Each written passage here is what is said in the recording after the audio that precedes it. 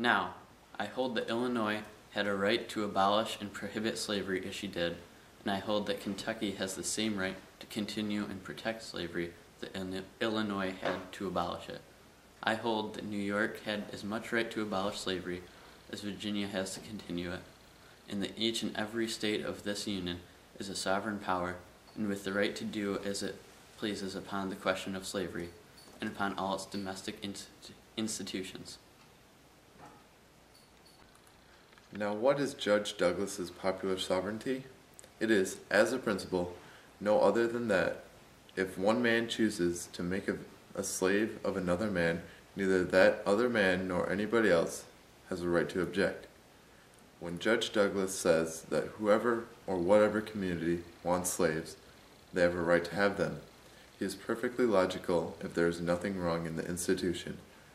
But if you admit that it is wrong, he cannot logically say that anybody else has a right to do wrong. My principles are the same everywhere.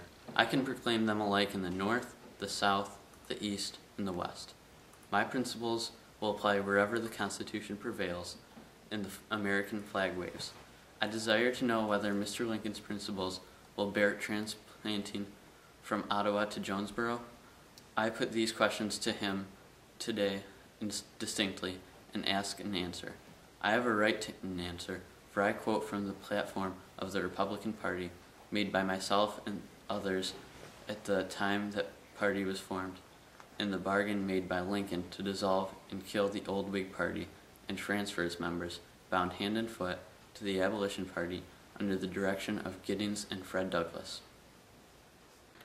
Now I confess myself as belonging to that class in the country who contemplates slavery as a moral, social, and political evil.